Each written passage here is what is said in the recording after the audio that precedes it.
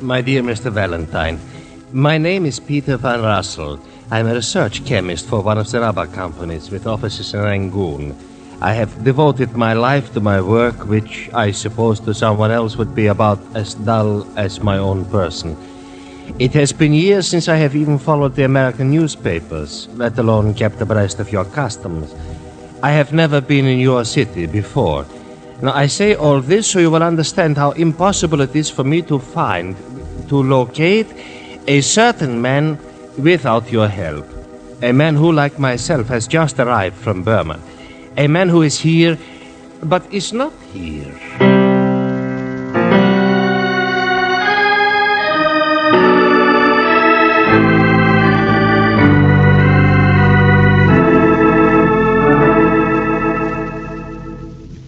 It is a debt of honor, you understand, purely a personal matter. I must see him. I only have a few days before I return to the jungle. Oh, wait a minute, Mr. Van Rossel. You said this man is here, but he isn't here. No, I assure you, it is just as confusing to me as it is to you, Miss Brooks. Well, to start at the beginning, what's this man's name? Hollowell. Terence Hollowell. He's about 40 years old. Tall, quite distinguished. Hollowell, does he live here? Did you look him up in the phone book? Oh, yes. He maintains a residence. Well, then what... Now, I telephoned, you see, from my hotel, and I was informed by a caretaker that Mr. Hollowell won't be arriving from Burma until tomorrow. Well, okay. Then he just hasn't got here yet. Now, yes, he has. I came by plane. I'm sure he was at least a day or so ahead of me. Here. Now, that's a little torn. Cablegram. Van Rossel, Pan Am, Honolulu. Was waiting for me at the airlines office in Hawaii. Let me see that. Waste of time you're trying to contact me. We'll write in detail, but assure you that under present circumstances, our meeting one another would be needlessly painful to you.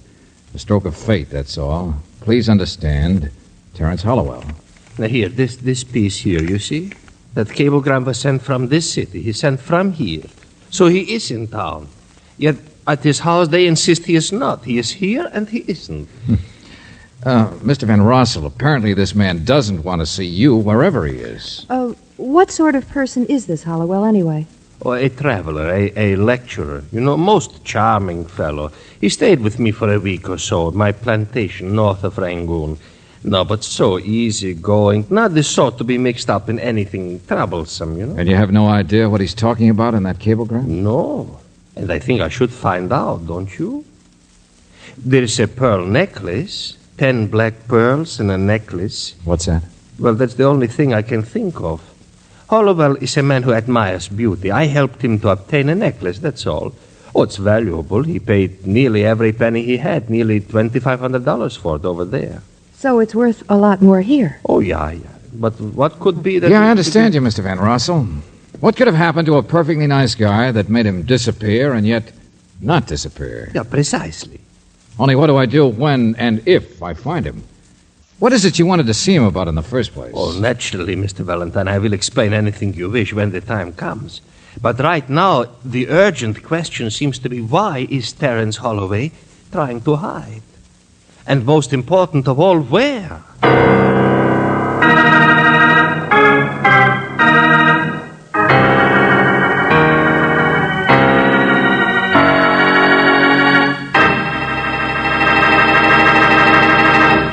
You know, if I had a monster like this Peter on my trail, I'd hide too.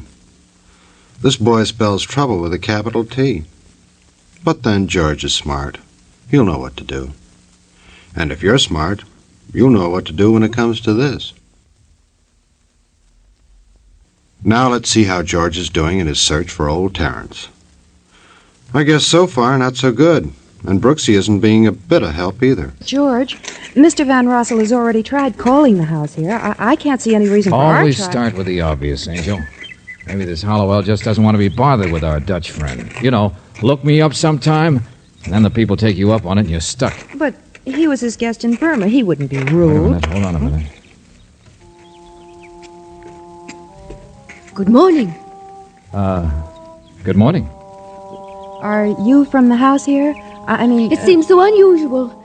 All those wonderful little birds out at this time of morning. Don't you think? Well... They should be sleeping in the middle of the day. Yes. But it's not hot, is it? There's no reason for them to be sleeping here. Well, we just wondered if you... Oh, no, I'm not from the house. No, indeed. You see? I have my umbrella. Yes, I see. Yes, this is Mr. Hollowell's house, though. I only carry my umbrella from habit, I suppose. It's ridiculous, isn't it? You haven't rung the bell yet? Yes, it's Mr. Hollowell's house. It's his. It's not like him, though, do you think? We've never met him. Oh, you've never heard him talk. You've never heard the beautiful words he uses. With such a sad expression. But so exciting. All the romantic places. The intimate, beautiful thoughts. What did you say? Oh, no, I haven't rung the bell, no. You may if you wish, but it won't do any good. Why not? She's at home. Perhaps she'll throw you out like she did me. What? His wife, Mrs. Hollowell. Yes, his wife. Oh, don't mind me. I'm just waiting. Just waiting.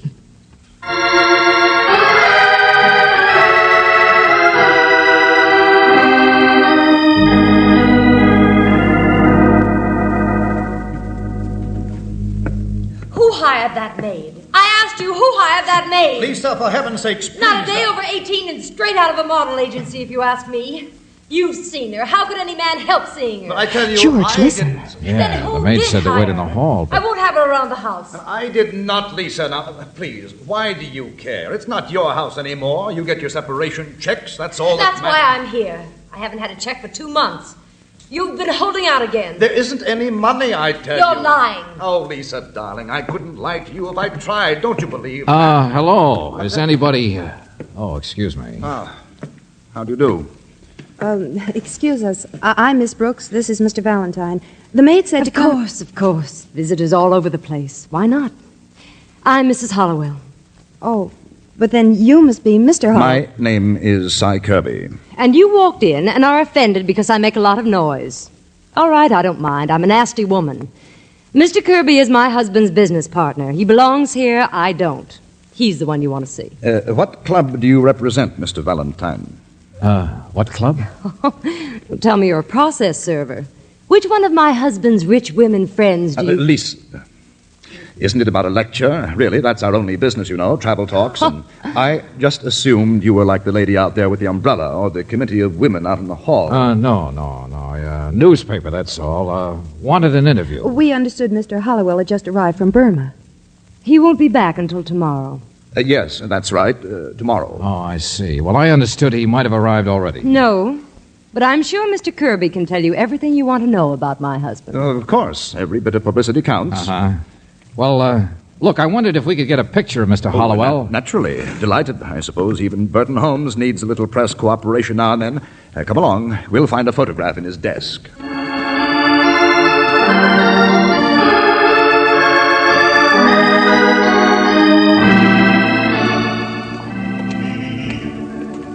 George, you'll never locate a man just by carrying his picture around. I will by a telephone pad, Angel. What? Yeah, it was on his desk.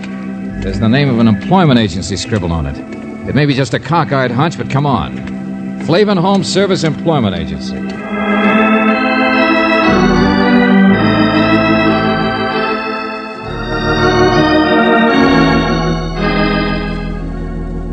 No, Mr. Flavin, there's nothing wrong. I just phoned you to check, that's all. So Mr. Hollowell did hire the girl himself, huh? I see. And he phoned from the Benson Hotel. Okay, thanks a lot.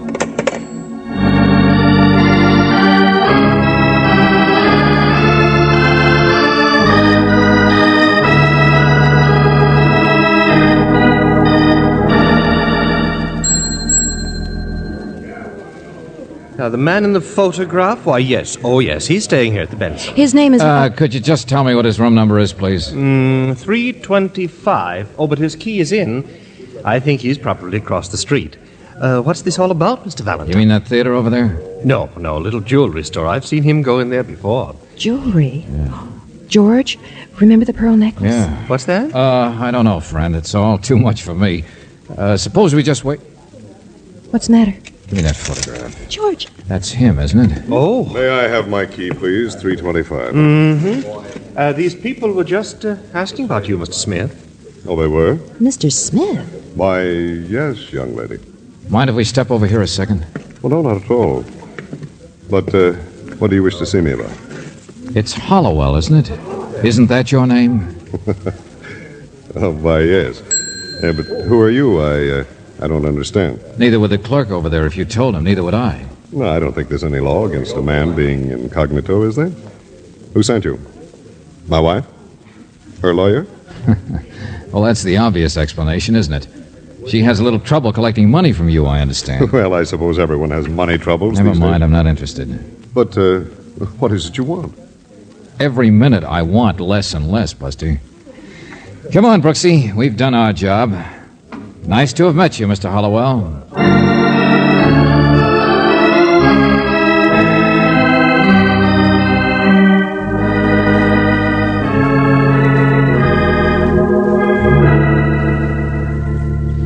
But, Mr. Valentine, I located him. That's all you hired me for, Mr. Van Rossel. Yeah, the Benson Hotel. Now, you've done a very good job. Oh, wait a minute. Not so fast, friend. You said you'd do a little explaining yourself. Why he sent a wire brushing you off is another matter, and I want to know. Of course, yes. I said I would tell you. Well, a debt of honor, that's all. And I appreciate so much your finding him. I am really not concerned with whatever his little problems are. Well, then? Because I am only here from Burma, you understand, to kill him.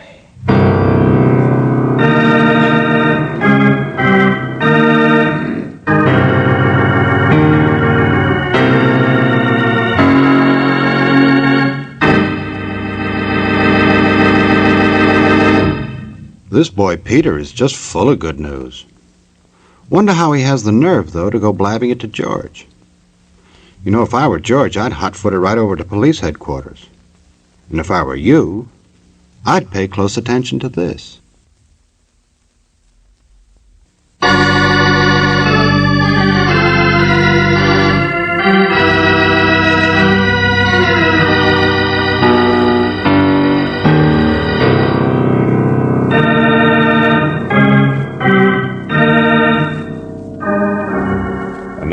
Back to George Valentine. The business of Terence Hollowell is travel talks, only from what his partner says, they're not making much money at it these days. Hollowell has trouble with his wife, too, but most of all, he's likely to have trouble with your client, because if your name is George Valentine, then you have a harmless-looking client, Mr. Van Rossel, who has just said, thanks for finding Hollowell, because now he can kill him. Hey, wait a minute, you... Van Rossel gone, George? Oh, yeah, sure. Hung up and ran. But it'll take him at least 15 minutes to get over here to the hotel. Well, he wouldn't just come and kill him. Why would he tell you? Why would he warn anybody and then do it? Oh, lots of crazy people in the world, Angel. But this is no time to argue about it. Hollowell went upstairs to his room, didn't he? That's right. Okay, play it safe. Find the house detective. Tell him what it's all about. As if I knew. Tell him to keep Hollowell there until I meet you. Where are you going? To try and tie this together fast so it does make sense. The jeweler's across the street, Angel. That pearl necklace is the only thing I know about that ties a would-be murderer to his corpse.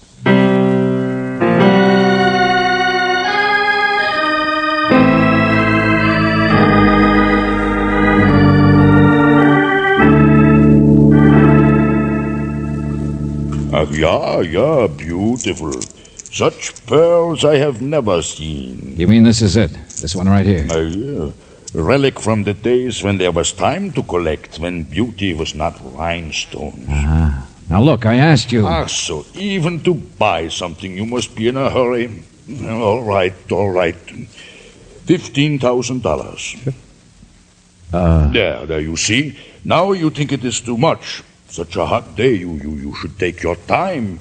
You should sit down. No, I was just surprised they were for sale. Well, with Mr. Hollowell's pearls you asked about... Now look, he sold them to you. These are the ones he bought in Burma.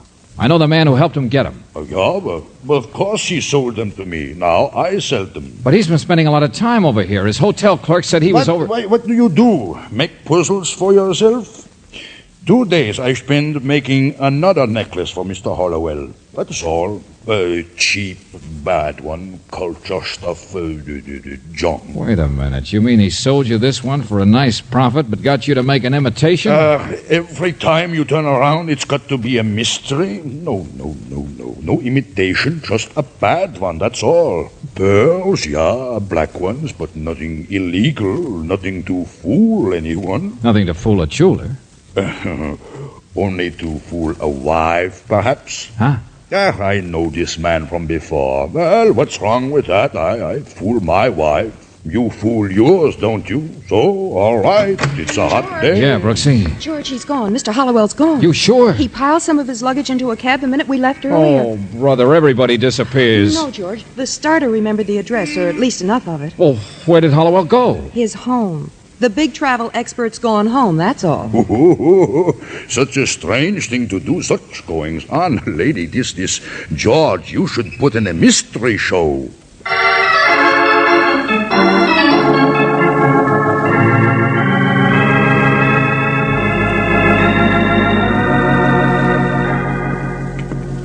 Mr. Valentine, I'm so sorry I was rude this morning. Oh, not at all, Mrs. Hollowell. Through here, please. He's unpacking now. And look here. He brought me this. Pretty necklace. Oh, you already noticed it. But see, it's real black pearl. Nice husband. He bought it with his last penny in Burma. I know it was, because Cy keeps the books and he told me.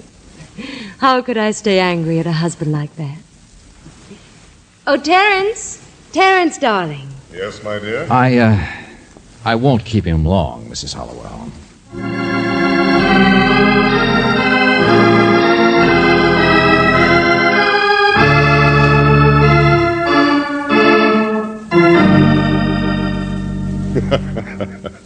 And he wants to kill me, you say? Van Rossel.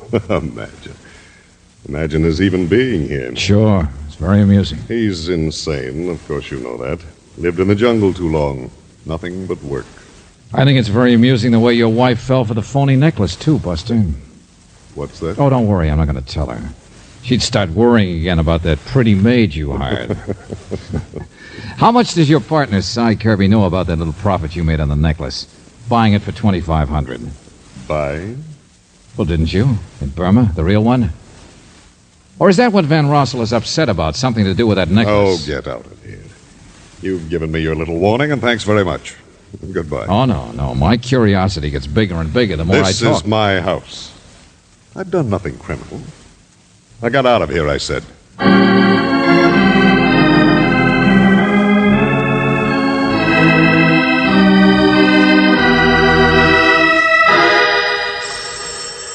I'll get it, George. Hello? Oh, George, it's Lieutenant Johnson. Yeah, I asked him to call us here. Yes, Lieutenant. Yes? Mm-hmm.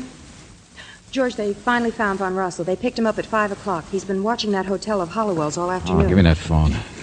Hello, Johnson. Let me talk to that guy. No thanks for picking him up. No thanks for anything. All right. Thanks. Well, would you... Besides, you're not going to talk to him. He just fainted. Besides, he's downtown, and I'm not. What? He what? Things got hotter after you left, I guess. I went at the Hollowells, and boy, do you get things turned around. That Van Russell of yours is the only one who couldn't have murdered him. Murdered? You heard me. Hollowell, the big travel and charm boy, stopped 3 bullets.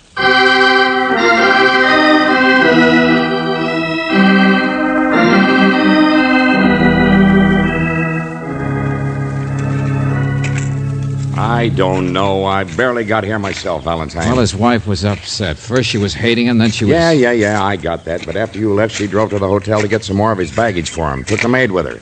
They were the ones found the body when they came back. Yeah, right here in this hammock. That's right, in the hammock. Yeah, what a life. Not if you did. We got the place pretty well roped off and fast, but it's big, lots of space. Cy Kirby. Been this guy's partner for years. Says he was upstairs and didn't hear a thing. We tried it out, and you can't hear from there. Johnson, wait a minute, will you? What's the matter? Look, Johnson, I could have stopped it.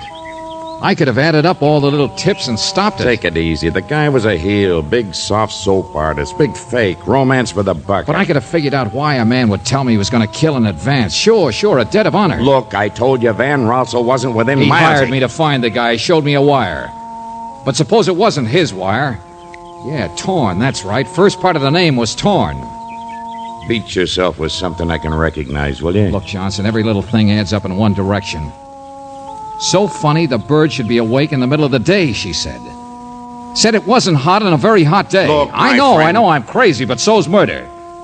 We don't even scratch the edges of it, Johnson. But an umbrella does. Huh? Yeah, look. Suppose she came from Burma. Suppose Van Rossel was chasing after her, too, trying to protect her in advance, or trying to get Hollowell protected in advance to stop it. Well, the umbrella over there, can't you see it? Suppose it belongs to her. Suppose she's not a clubwoman, Johnson, but Van Rossel's wife.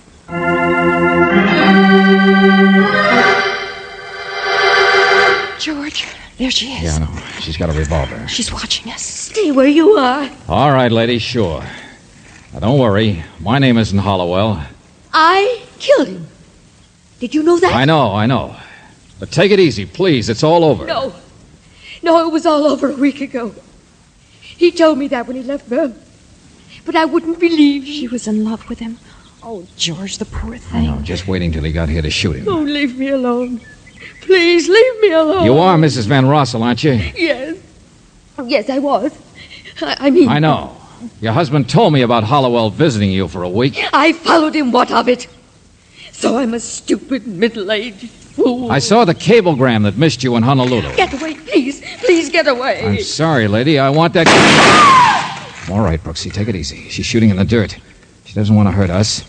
It's just Hollowell that she... Stop it, I said. Get away. Hey, that's 3 shots, Brooksy. And there's 3 in Hollowell. That makes 6. All right, it's all over now, lady. You've done all your shooting. Get away, I said. Oh, brother, have I been wrong? George, she's pointing it at herself. Hey, look out! Bring that. Yeah, sure, lady. Still another shell. All right, now let's see your purse. You've got your purse, haven't you? There it is, George. She dropped it.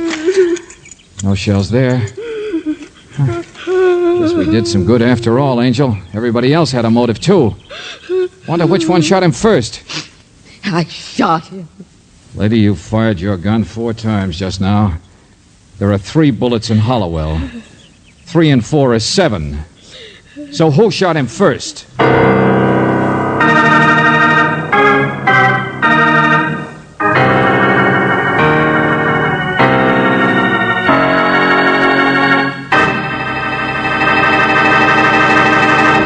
George, that's a very good question. Now, how are you fixed for good answers? Oh, you want a minute to think it over. Okay. You give it some thought, and we'll give this a listen.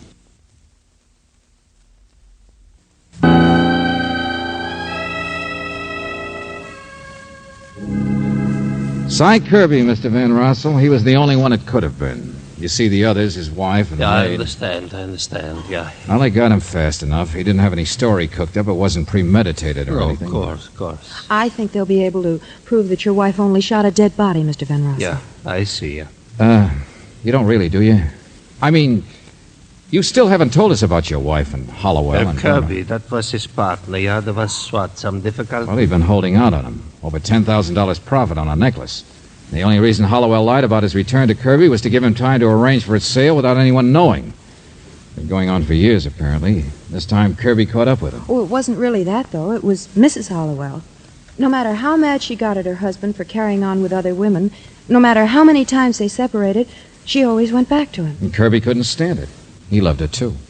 It's always love, one way or another. The same as your coming after your wife, even after she'd left you. I suppose there will be a trial. I suppose my wife... Well, there certainly will be an investigation. Maybe about shooting somebody who's already dead, but... Why won't you talk about your wife?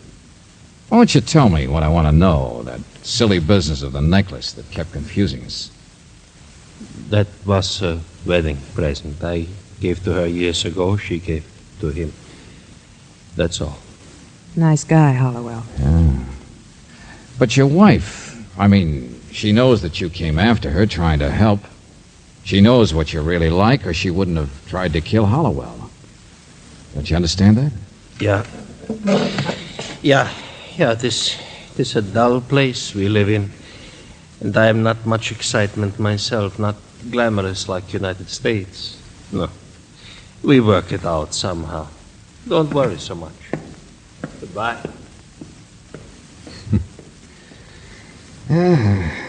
What was that line of yours, Brooksy? One way or another, it's always love. Go on, darling. There's nothing I'd rather hear you talk about.